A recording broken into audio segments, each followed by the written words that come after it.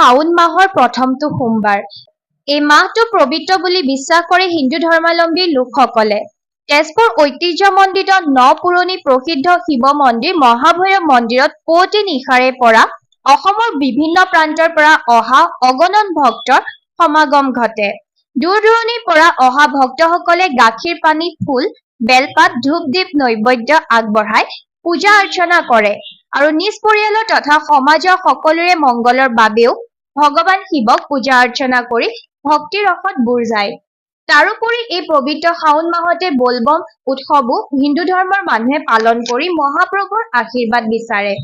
আজি পুৱাই দূৰ-দূৰণিৰ অসংখ্য ভক্তৰ সমাগম ঘটে। বলবম যাত্ৰী আৰু এই ভক্তগণৰ ভিৰৰ বাবে পুৱাৰে পৰা জিলা প্ৰশাসনে আৰক্ষী, গৃহৰক্ষী আৰু চিভিল ডিফেন্সৰ লোককো মোতায়েন কৰি শাৰী পাতি যোৱা আৰু নিয়ম শৃংখলা অটুট ৰখাৰ বাবে জিলা উন্নয়ন আয়ুক্ত গয়া প্ৰসাদ আগৰৱালাই পুৱাই মন্দিৰত দৰ্শন কৰি পূজা সেৱা কৰে আৰু সকলোৰে সুবিধাৰ বাবেও শাৰী পাতি নিয়মীয়াকে প্ৰাৰ্থনা কৰাৰ বাবে আহ্বান জনায়।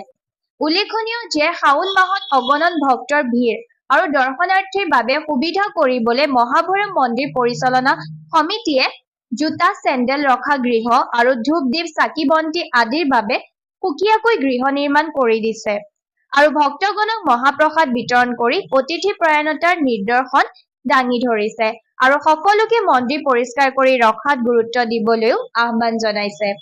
আনহাতে শাওনৰ দিনকেইটাত মন্দিৰৰ চৌহদ আৰু চহৰখন পৰিষ্কাৰ কৰাত তেজপুৰ পৌৰসভায়ো বিশেষ ব্যৱস্থা গ্ৰহণ কৰিছে। আজি শ্ৰাৱণ মাহৰ প্ৰথম সপ্তাহত মই আমাৰ মহাভৈৰৱ মন্দিৰত ভোলে বাবাক সেৱা আগবঢ়াইছোঁ আৰু ইয়াতে প্ৰশাসনৰ তৰফৰ পৰা দৰ্শনাৰ্থীৰ কাৰণে ধুনীয়াকৈ ব্যৱস্থা কৰা হৈছে। শাৰী পাতি মানুহ এজন এজনকৈ সোমাই আছে আৰু ওলাই আছে, কোনো অসুবিধা হোৱা নাই, যদিও ক্ৰাউড বহুত বেছি আছে। পূজা পাঠ চলি আহিছে। অত্যন্ত ভিৰ হয়, বলবম হয়, মানুহে ব্ৰত কৰে। শাওণ মাহত ব্ৰত কৰে বহুত ফল পোৱা যায়। যি মনৰ বাঞ্ছা আছে সেইখিনি পৰিপূৰ্ণ হয়। সেইকাৰণে ব্ৰতটো ডাঙৰ বস্তু। ব্ৰতত আপুনি হেৰি খাব নাপায়, অন্ন খাব নাপায়, ফল মূল চাগুত আপুনি খাই থাকিব লাগে। পবিত্ৰ শাওণ মাহত প্ৰথমটো সোমবাৰ, সেইবাবে আমাৰ তেজপুৰীয়া সকলো ভক্তগণ ওলাই আহিছে বাবা ঐতিহাসিক মন্দিৰ মহাভৈৰৱ মন্দিৰত বাবাৰ শ্ৰীচৰণত আশীৰ্বাদ ল'বলৈ। আৰু ইয়াত দেখিছে আপুনি ভক্তগণ সকলো আহিছে, ইয়াত ধুনীয়াকৈ শৃংখলাভাৱে কৰি আছে।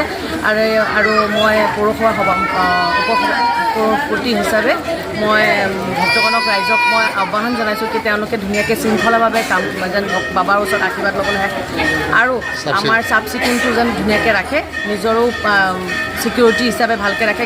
চাকি প্ৰদীপ চব যিমান ধুনীয়াকৈ আছে ধুনীয়াকৈ কৰি যেন মন্দিৰটো ধুনীয়া হৈ থাকে, যেন চফা হৈ থাকে।